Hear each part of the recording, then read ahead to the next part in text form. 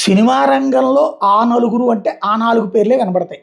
అల్లు అరవింద్, అట్లాగే దిల్ రాజు, సునీల్ నారాయణ్, అట్లాగే సురేష్ బాబు.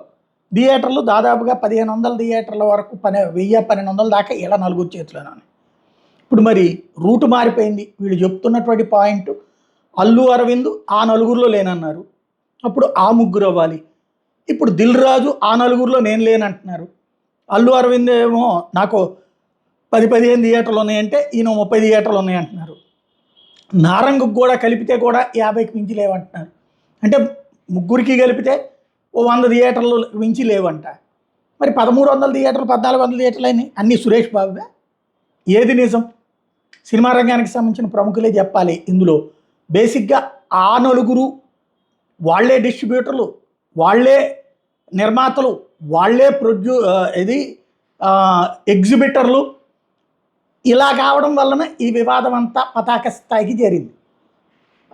ఇవాళ దిల్ రాజు చెప్తున్న దాని ప్రకారం చూస్తే అది అక్కడ ఉన్నటువంటి ఎగ్జిబిటర్లు గోదావరి జిల్లా ఎగ్జిబిటర్లు ప్రారంభించారండి. మొన్న జనసేన సత్యనారాయణని అడిగితే అబ్బాయి నాకేం సంబంధం లేదు, వాళ్ళదే మేమెందుకు సమ్మె చేస్తామని చెప్పారు. ఇప్పుడు దిల్ రాజు చెప్తున్నదేమో ఆ సత్యనారాయణ నాయకత్వంలో వాళ్ళే సమ్మెకి నోటీస్ ఇచ్చింది మాకు, మేమైతే సమ్మెకి అంగీకరించే వాళ్ళం కాదని చెప్తున్నాడు. అల్లు అరవింద్ సమ్మెకి అంగీకరించే వాళ్ళం కాదని.